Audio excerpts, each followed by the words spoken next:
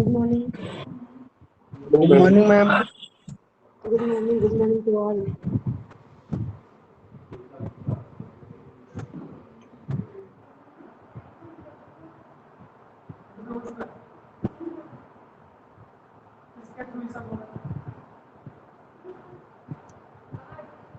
ये हम आप लोग को भेज देंगे, ठीक है। आपका इससे रिलेटेड जो भी अगर आपके कोर्स से रिलेटेड होगा आप उस पर कंसंट्रेट करिएगा, जो आपके कोर्स में नहीं है उस पर कंसंट्रेट मत करिएगा।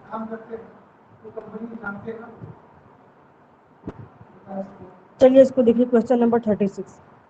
The phase difference pi between two interfering beams is equivalent to the path difference. अगर पाई फेज डिफरेंस दिया है तो आप पाथ डिफरेंस निकाल सकते हैं। क्या फॉर्मूला होता है? डेल्टा फाई इक्वल टू होता है 2 पाई/λ इंटू डेल्टा एक्स। आपको फाई का मान दिया हुआ है, आपको डेल्टा एक्स का मान निकालना है। तो फाई का मान दिया है पाई, ठीक है। यह है 2 पाई। अगर आप इसकी जगह पे पाई रखेंगे तो आपका पाई पाई कैंसिल हो जाएगा, डेल्टा एक्स इक्वल टू आ जाएगा λ/2। तो आपका ये आंसर सही होगा, ठीक है।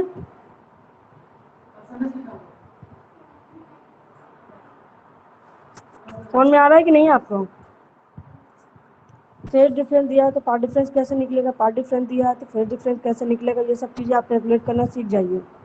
आपका सिंपल सा फॉर्मूला क्या होता है? Delta pi is equal to 2 pi into delta x. आपका ये जो होता है फेज डिफरेंस होता है, और ये जो होता है ये आपका पार्ट डिफरेंस होता है। इनमें से अगर आपको कोई भी वैल्यू दी गई है तो आप एक को यूज करके दूसरी वैल्यू निकाल सकते हैं, ठीक है। ये छोटे छोटे क्वेश्चन होते हैं जो आपको इजीली और तुरंत निकालना आना चाहिए। क्वेश्चन नंबर 37 पे आप कंसंट्रेट करिए। क्वेश्चन नंबर 37 कह रहा है कि which of the following does not support the wave nature of light. ये तो आपको आना चाहिए, भले ये ब्लैक लगा हुआ है। तो आप जानते पोलराइजेशन हो, डिफ्रैक्शन हो, इंटरफेरेंस हो, ये सभी वेव नेचर बताते हैं। कॉम्पटन इफेक्ट जो होता है आपका पार्टिकल नेचर बताता है। माइक बंद करिए, माइक बंद करिए, किसका माइक खुला हुआ है? माइक बंद करिए, किसका माइक खुला हुआ है? ठीक। इसके बाद है colours in thin films are because of. Thin films में कलर क्यों दिखाई देते हैं? डिस्पर्सन की वजह से, कॉम्पटन इफेक्ट की वजह से, डिफ्रैक्शन की वजह से। आपने thin films due to interference due to thin films पढ़ा है।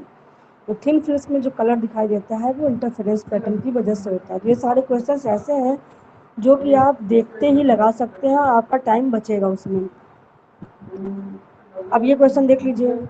As wave travels ma'am down the 37 screen, कोई क्या चीज? मैम 37 के क्वेश्चन को एक बार थोड़ा सा और बता दीजिए। Which of the following does not support the wave nature of light. कौन सा ऑप्शन जो है लाइट के वेव नेचर को नहीं बताता है? आप खुद ही बताइए। इंटरफेरेंस क्या बताता है, वेव नेचर बताता है कि नहीं? मैम सारे नेचर बताते हैं, कॉम्पटन इफेक्ट छोड़कर।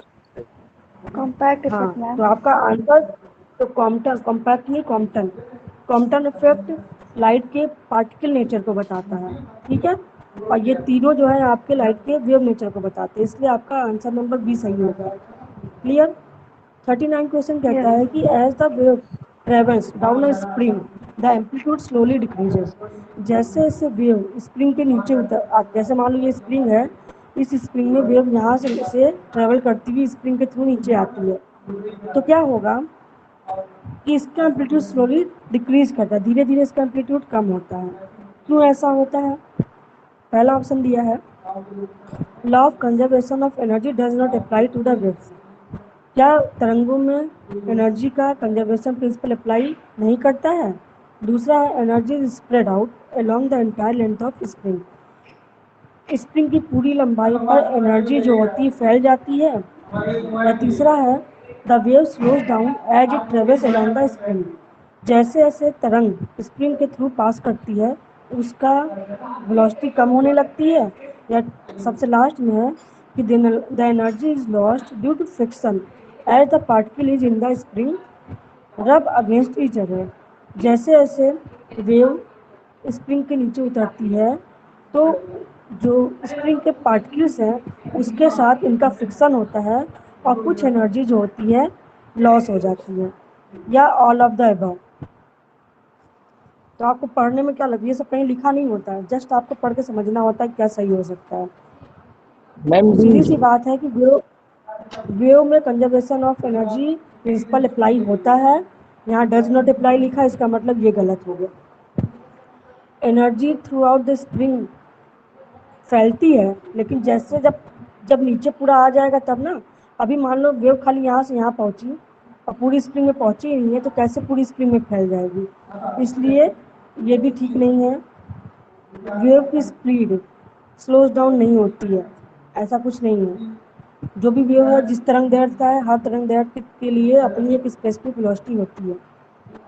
कुल मिला के लास्ट वाला आता है कि जब वेव हो तो किसी भी मीडियम से जा रही है, तो उस मीडियम से प्रोपगेट करते समय उस मीडियम के पार्टिकल के साथ उसका इंटरेक्शन होगा। पार्टिकल्स अगर कॉम्पैक्ट नेचर में है, जाहिर सी बात है कि वेव के पार्टिकल्स और मीडियम के पार्टिकल्स आपस में टकराएंगे, उनके बीच में रबिंग होगी, और जब रबिंग होगी तो उनकी कुछ एनर्जी का लॉस फ्रिक्शन के थ्रू लॉस्ट हो जाएगा। ठीक है, इसलिए answer number D is correct है।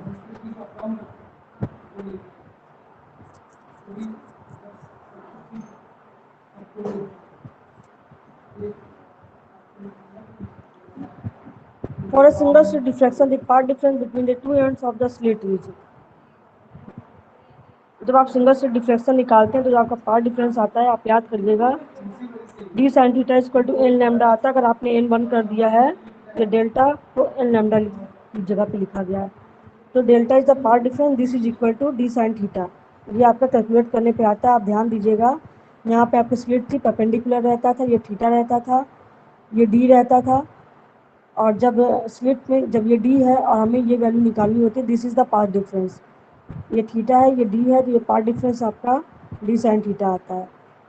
ओके, अगर आपको कॉन्सेप्ट क्लियर है, आपको फॉर्मूला नहीं भी याद है, तो भी आप निकाल सकते हैं कि क्या आएगा, पिक्चर अगर आपके दिमाग में फिट है तो। इन लॉन्गिट्यूडनल वेव, अनुदैर्ध्य तरंगों में क्या होता है, the particles move parallel to the direction of the wave motion. Particle wave को चलने की दिशा में गति करते हैं। Particles moves perpendicular to the direction of the motion, wave को चलने की दिशा में परपेंडिकुलर मोशन करते हैं। Energy causes the particle to move forward with the wave, energy तरंग को आगे बढ़ने के लिए प्रमोट करते हैं, या energy is propagated by crest and trough, या एनर्जी क्रेस्ट और थ्रफ के थ्रू आगे बढ़ता है। तो अनुदैर्ध्य तरंगों के लिए कौन सी बात सही है? मैम ए नंबर सही होगा, क्योंकि आप जानते हैं कि अनुदैर्ध्य तरंगों में पार्टिकल्स का जो मोशन होता है, वाइब्रेशन होता है, वो तरंग के चलने की दिशा में होता है। ठीक है, the speed of the mechanical wave as it propagates through medium is dependent mainly on the, कोई मैकेनिकल वेव तरंग यांत्रिक तरंग है, जब किसी माध्यम में संचित होती है तो किसके ऊपर डिपेंड करती है? वेव सोर्स की फ्रीक्वेंसी पर डिपेंड करती है, उसके तरंगदैर्ध्य पर डिपेंड करती है, उसकी टाइम पीरियड पर डिपेंड करती है, उसके type of the medium through which the wave travels, जिस मीडियम में उसके टाइप। इन सब में आपको क्या लग रहा है कि क्या सही होगा? मैकेनिकल वेव की करती है,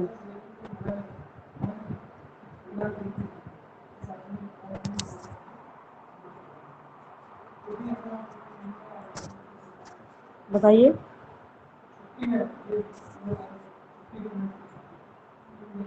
सिंपल सी बात है, आपका दिखाई दे रहा है कि type of the medium through which किस मीडियम में गति कर रही है वेव, इसके ऊपर डिपेंड करता है। In young double slit experiment, the center of the bright fringe occurs wherever waves from the slit differ in distance they travel by the multiple of। Young के डबल स्लिट एक्सपेरिमेंट में centre पर bright fringe बनता है, ठीक है, जहाँ पर wave from the slits differ in distance by they travel by a multiple of wavelength, fourth of the wavelength, half of the wavelength, three fourth of the wavelength। भाई centre पे आप जानते हैं, जब भी वो यहाँ पे इंटरफेरेंस करके आती है तो इनके बीच का क्या होता है, पार्ट डिफरेंस, या तो पार्ट डिफरेंस आप निकालते हैं। पार्ट डिफरेंस जब भी आप निकालते हैं तो दोनों का पार्ट डिफरेंस जो भी आता है वो किस फॉर्मेट में होता है, एन लैम्डा के फॉर्मेट में होता है। ठीक है, तो जो आपका सबसे पहले क्या आएगा, जो सेंटर पे बात करेंगे, तो सेंटर पे आपका केवल लैम्डा हो जाएगा, एन इक्वल टू 1 करेंगे आप। सेंटर से दूर जाते जाएंगे तो आपका 2 लैम्डा 3 लैम्डा इस तरह चलेगा। ठीक है, 2 लैम्डा 3 लैम्डा सेंटर से दूर जाने पे होता है। बाकी हाफ और 3/4 तो हो ही नहीं सकता। जो जो नंबर्स के फ्रैक्शंस होते हैं वो डिस्ट्रक्टिव इंटरफेरेंस में होता है। ठीक है, पार्ट डिफरेंस जब डिस्ट्रक्टिव इंटरफेरेंस होता है तब उसमें n प्लस हाफ लैम्डा होता है, n plus one lambda upon two, sorry 2n plus one lambda upon two destructive interference में होता है, जिसमें आपका lambda upon two, 3 lambda upon two, 5 lambda upon two इस तरह का पार्ट डिफरेंस आता है। तो यहाँ पे आपका क्या है, सेंटर पे कोई पार्ट डिफरेंस नहीं होता है। तो आपका सेंटर पे जब आप देखेंगे तो एन लैम्डा में सेंटर के लिए आप अगर एन की वैल्यू 1 रखेंगे तो केवल लैम्डा आएगा। 2 रखेंगे तो सेंटर वाला काम नहीं करेगा, 2 पे आपका सेंटर से ऊपर वाला काम करेगा। ठीक, तो जो आपका मिनिमम ऑर्डर है एन की वैल्यू रखेंगे आपका तो अवेवलेंथ आएगा। ठीक है, मैम सेंटर पे तो जीरो होता है ना पार्ट जीरो डिफरेंस। होता है लेकिन क्योंकि आपके पास जीरो वाला तो दिया ही नहीं हुआ है ऑप्शन, चूज आपको इसी में से करना है ना।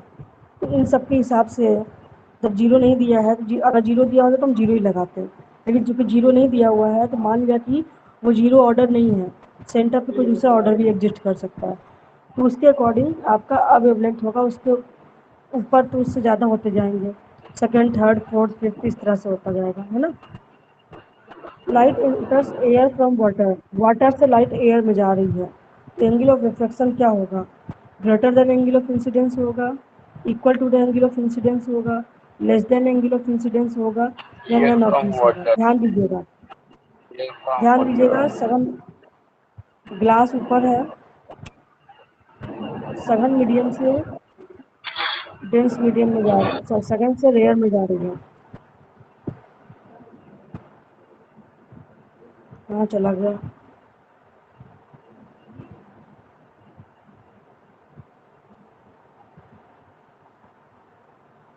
So due to इधर आपका ग्लास है, इधर आपका एयर है। ठीक है, air from इसमें से water, लाइट angle of ऐसी जा रही है, आई है, given ये आर that है, angle of R incidence. R is greater, I is greater than I है, आर ग्रेटर देन है।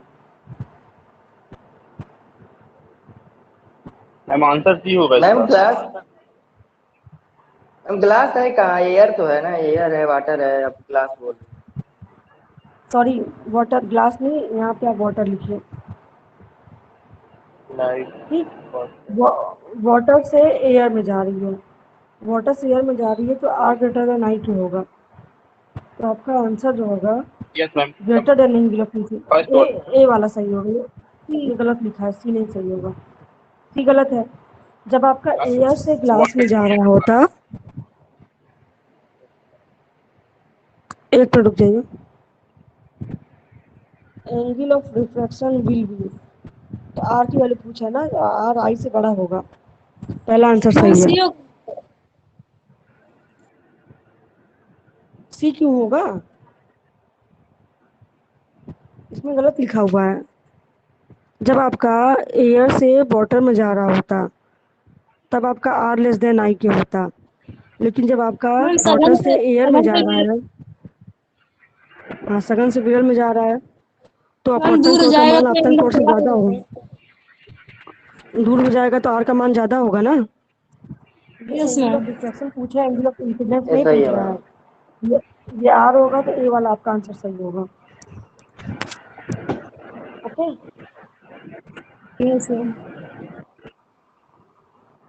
Rainbow is due to, rainbow किसकी वजह से होता है, absorption of sunlight in minute water droplets, diffusion of sunlight through water droplets, ionisation of water droplets, या reflection and reflection of sunlight by water droplets. देखिए, ये सब कोई फिजिकल फिनोमेना नहीं है, आपका ये फिजिकल फिनोमेना है। एक्चुअल में तो रेनबो स्कैटरिंग की वजह से फॉर्म होता है, लेकिन यहाँ पे स्कैटरिंग का ऑप्शन ही नहीं दिया हुआ है।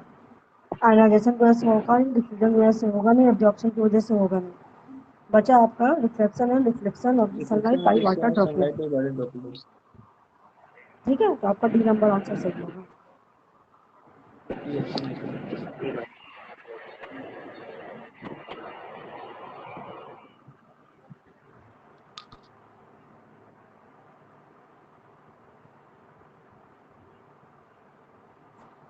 On rainy day, small oil film on water show brilliant colors.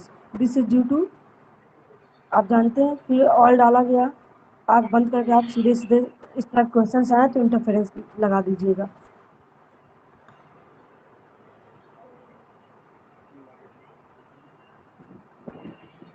The critical angle for a beam of light passing from water into air is 48.8 degrees. This means that all the light rays with an angle of incidence greater than this angle will be, देखिए total internal reflection का case दिया हुआ है, तो क्या होगा, light absorb हो जाएगी, लाइट टोटली रिफ्लेक्ट हो जाएगी, टोटली ट्रांसमिट हो जाएगी, या partially reflected and partially transmitted होगी। पार्शली मतलब आंशिक रूप से परावर्तित होगी, आंशिक रूप से ट्रांसमिटेड होगी। ठीक है, जिस समय आपका क्रिटिकल एंगल से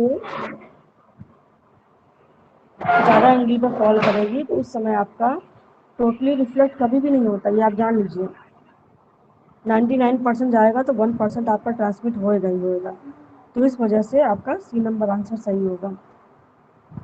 the principal on which fibre optics is based on, बताइए कौन से सिद्धांत पर फाइबर ऑप्टिक्स काम करता है?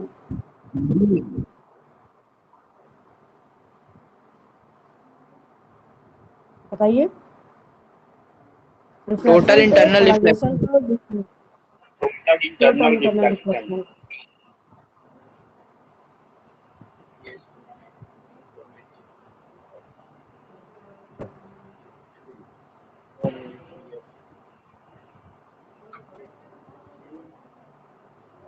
किसी मीडियम का रिफ्रैक्टिव इंडेक्स 1 से कम है, इसका क्या मतलब है? The speed of light in the medium is the same as that of the speed of light in vacuum. Medium में लाइट की स्पीड वैक्यूम की स्पीड के बराबर है, या the speed of light in medium is greater than the speed of light in vacuum, vacuum से ज़्यादा उसकी स्पीड है। Reflection answer is B. Not possible, reflection is नहीं। देखिए, जब आपका जो भी मीडियम है आपके, शांत हो जाइए, किसका माइक ऑन है, माइक बंद करो। सीधी सी बात है, एयर को इन जनरल सबसे विरल माध्यम माना गया है जस्ट कंपेयर टू वैक्यूम को। वहाँ पर इसकी एयर लाइट की जो स्पीड होती है मैक्सिमम होती है 3 × 10⁸ मीटर पर सेकंड के। उसके अलावा आप ग्लास में जाते हैं, वाटर में जाते हैं, या किसी भी डेंस लिक्विड में जाते हैं जो कि एयर के रेस्पेक्ट में सघन है, तो उसका रिफ्रैक्टिव इंडेक्स क्या होता है, 1 से ज़्यादा ही होता है, 1 से कम नहीं होता है। इसका मतलब रिफ्रैक्टिव इंडेक्स जिसका 1 था यानी एयर, वहाँ पे लाइट की स्पीड को मैक्सिमम कंसीडर किया गया है। तो अगर ऐसा मीडियम मिल जाए जिसका रिफ्रैक्टिव इंडेक्स एयर से भी कम हो जाए यानी 1 से भी कम हो जाए, तो इसका मतलब है कि वहाँ पर उसकी स्पीड वैक्यूम की स्पीड से भी बहुत ज़्यादा हो जाएगी। ठीक है, तो आपका बी नंबर आंसर सही है कि speed of the light in the medium is greater than the speed of light in the vacuum. ठीक, if the refractive index of the medium is same as that of the, sorry, if the refractive index of the medium is less than 1, या less than, हाँ less than 1, पढ़ना नहीं रहता, mic कौन खोल के रखता है, बंद कर दिया करो भाई, इतना डिस्टर्बेंस होता है माइक से। मैम लेकिन ये तो पॉसिबल नहीं है ना। ये पॉसिबल नहीं है, बस आपसे जस्ट क्वेश्चन पूछा गया कि अगर ऐसा हो तो क्या होगा। ठीक है, स्पीड ऑफ लाइट 3 × 10⁸ मीटर पर सेकंड है। अभी तक ऐसा नहीं फाइंड आउट किया गया है कि ऐसा कोई मीडियम हो जहाँ पर उसकी वेलोसिटी 3 × 10⁸ से ज़्यादा हो। ठीक है, जस्ट पहले केवल आपका IQ टेस्ट करने के लिए ये क्वेश्चन बना हुआ है कि अगर कोई ऐसा मीडियम हो जिसका रिफ्रैक्टिव इंडेक्स 1 से कम हो तो वो क्या इम्प्लाई करता है। ठीक है मैम कैसे प्रूफ, हाँ बताओ। मैम साइंटिस्ट लोग कैसे प्रूफ किए होंगे कि लाइट की स्पीड से ज्यादा कोई स्पीड अचीव नहीं कर सकता कोई भी चीज, ऐसा कैसे प्रूफ हो सकता है? एक्सपेरिमेंट करते हैं बच्चा, हर जगह पे एक्सपेरिमेंट किया गया है डिफरेंट डिफरेंट मीडियम्स को लेकर, और ये वेल नोन है कि अगर वैक्यूम है तो vacuum is the lightest medium, ना कोई वहाँ पे एयर है ना कोई पार्टिकल है, एकदम हर तरह से खाली है वो, तो उससे उसके जैसा मीडियम कोई हो नहीं सकता है। ठीक, आज वहाँ पे कैलकुलेट किया गया तो वहाँ पर आपका 10⁸ मीटर पर सेकंड आया। दूसरी जगह कैलकुलेट किया गया तो उसके रिफ्रैक्टिव इंडेक्स के रेस्पेक्ट में वेलोसिटी थोड़ी कम आती गई हर जगह। तो कोई भी साइंटिस्ट होते हैं किसी भी बात का जब तथ्य रखते हैं तो डिफरेंट डिफरेंट एक्सपेरिमेंट्स करते हैं, उसको वेरीफाई करते हैं, क्रॉस वेरिफिकेशन करते हैं, तब जाके कोई थ्योरी जो होती है दी जाती है। ठीक है। जी मैम, ओके। अब इसके बाद आपका है the characteristic that distinguishes a laser beam from an ordinary light beam. Laser beam को एक साधारण प्रकाश से कौन सा उसका गुण उसको अलग करता है? साधारण प्रकाश आप जानते हैं और लेजर, तो ठीक है। लेजर बीम एक साधारण प्रकाश कभी भी कोहेरेंट नहीं होता, लेकिन लेजर बीम जो होती है कोहेरेंट होती है। ओके। तो आपका सबसे इम्पोर्टेंट जो प्रॉपर्टी है light laser light is coherent. Light waves travels fastest. कौन से मीडियम में सबसे तेज लाइट वेव ट्रेवल करेगी? वैक्यूम में, वाटर वैक्यूम में, में ग्लास में, डायमंड में? First okay, one. वैक्यूम में। हाँ ठीक है। All transparent material substances the index of refraction, जितना भी ट्रांसपेरेंट मटेरियल है उसका इंडेक्स ऑफ रिफ्रैक्शन या रिफ्रैक्टिव इंडेक्स है लेस देन 1 होगा, ग्रेटर देन 1 होगा, इक्वल टू 1 होगा, या could be any of the given answers. It all depends on optical density. Optical density पर डिपेंड करता है। देखिए केवल वैक्यूम का ही है जो 1 होता है, ठीक। लेस देन 1 अभी कोई फाइंड आउट नहीं हुआ है। तो जितने ट्रांसपेरेंट मटेरियल्स हैं, चाहे वो ग्लास हो चाहे आपका वाटर हो, सभी में आपका बी की वैल्यू सॉरी म्यू की वैल्यू होती है ग्रेटर देन 1 होती है। ठीक है। After that an index of refraction less than 1 for a medium would imply, ये वही चीज है फिर से।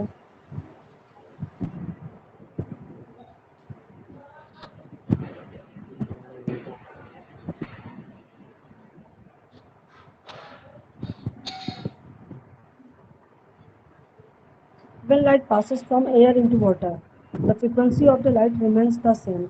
ठीक है।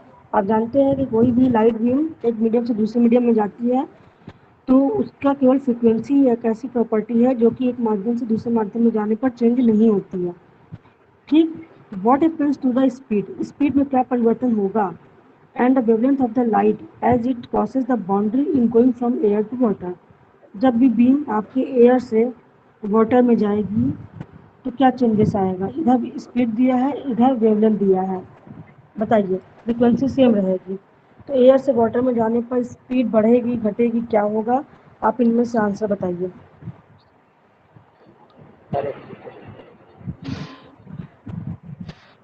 आपको अभी हमने बताया स्पीड तो कम होती है, तो ये तो पहले स्पीड के पॉइंट ऑफ व्यू से ये तीनों कट गया।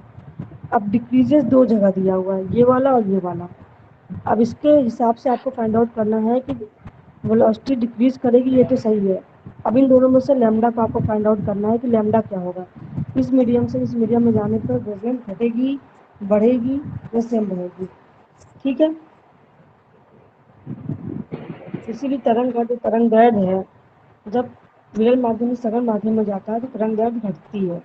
ठीक है। आपका हुआ ना, वेलोसिटी भी पढ़ाई ना पढ़ाई घटेगी और तरंग दैर्ध्य भी पढ़ाई घटेगी, बहुत ज्यादा। क्योंकि v equal to N lambda होता है। आप जानते हैं फ्रीक्वेंसी सेम रहेगी, तो अगर वेलोसिटी घट रही है एयर से वाटर में जाने पर तो लैम्डा भी घटेगा एयर से वाटर में जाने पर। ओके। तो आपका ई नंबर आंसर सही होगा। क्लियर है कि नहीं? कॉन्सेप्ट क्लियर हो रहा है कि नहीं हो रहा है? केवल रटने वाली बात नहीं है इसमें। ये ऑप्टिकल फाइबर वाला क्वेश्चन फिर से रिपीटेड है।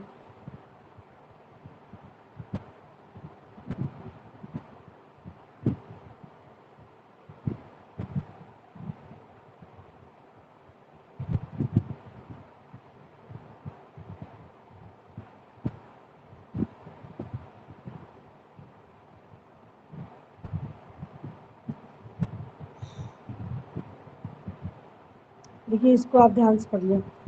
क्वेश्चन नंबर 65 इसमें लिखा है कि condition for the production of constructive and destructive interference are reverse due to the fact that on striking the thin film. जब थिन फिल्म होता है तो उसमें जो मैक्सिमम और मिनिमम कंडीशन होती है, समकोणीय विनाशी व्यतिकरण कंडीशंस उलट जाती है ना। ये क्यों होती है? Two rays of splitted light undergoes phase change of 180 degree. One of the two rays splitted light undergo phase change of 180 degree. Light is reflected, light is polarized. इसमें से क्या सही होगा?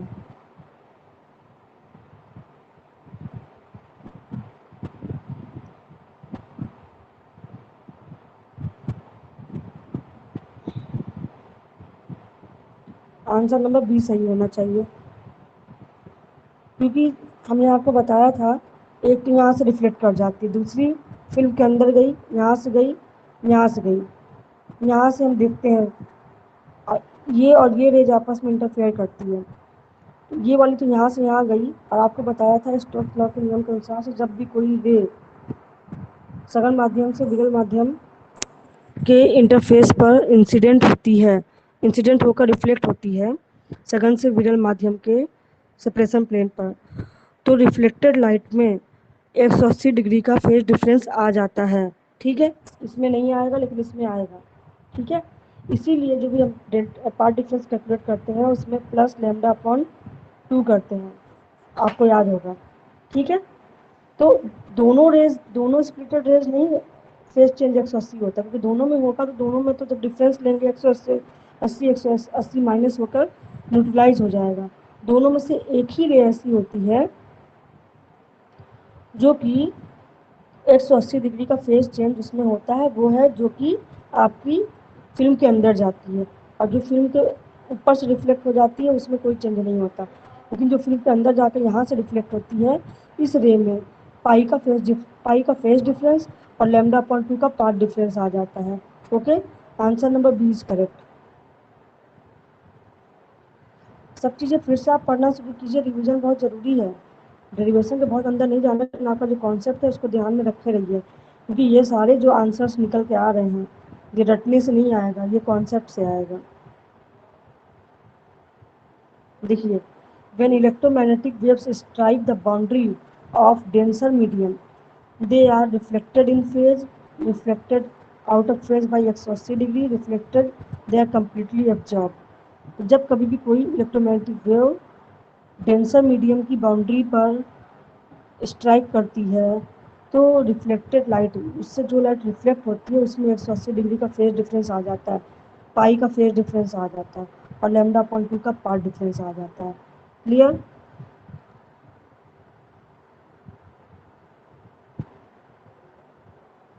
Fresnel type diffraction is observe when, Fresnel diffraction कब observe होता है? आपको मालूम है फ्रेउनहोफर डिफ्रैक्शन में सोर्स और स्क्रीन दोनों ही क्या होते हैं, आपके स्क्रीन जो आई से इनफाइनाइट दूरी पर होती है और सोर्स जो होता है स्लिट से इनफाइनाइट दूरी पर होता है फ्राउनहोफर में। इसके अपोजिट फ्रेस्नेल में दोनों फाइनाइट डिस्टेंस पे होते हैं, निश्चित दूरी पर होते हैं। तो both source and screen are at finite distance. ठीक है, Fraunhofer diffraction is observed when only screen is placed at finite distance, source is placed at finite distance, neither source nor screen is at finite distance, none of these। सारे के सारे infinite distance पे होते हैं, तो इनमें से तीनों गलत है। आपका सही क्या होगा? डी वाला सही होगा। Fraunhofer diffraction wave front is used, जब फ्राउनहोफर डिफ्रैक्शन में आप वेव फ्रंट यूज करते हैं तो वहाँ पे जो वेव फ्रंट आता है अनंत से आ रहा होता है, तो अनंत से आने वाला प्रकाश किरणें चाहे जिस भी सोर्स के थ्रू आ रही हो, चाहे सर्कुलर रही हो, चाहे स्फेरिकल रही हो, चाहे हाइपरबोलिक रही हो, क्योंकि अनंत से आ रही हैं इसलिए वो आपको जस्ट लाइक प्लेन फील होंगी, प्लेन वेव फ्रंट होता है। ठीक है,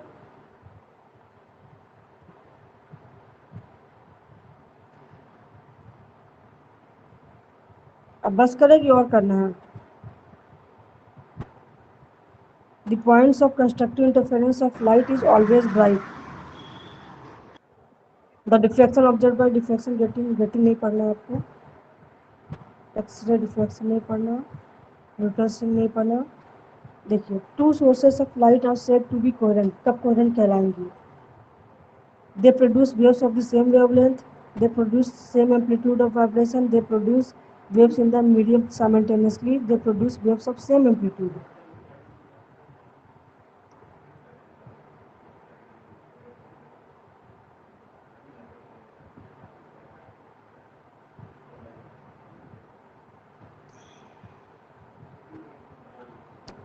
Two sources of light are said to be coherent if they have the same amplitude of vibration.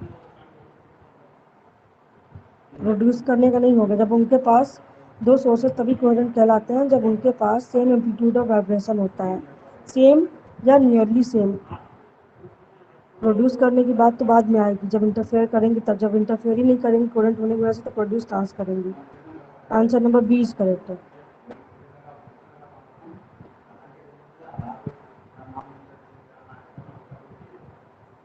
There are two types of diffraction, Fresnel and, एक diffraction Fresnel होता है, दूसरा आपका फ्रॉनहोफर होता है, ठीक है। Diffraction is special type of reflection interference polarisation.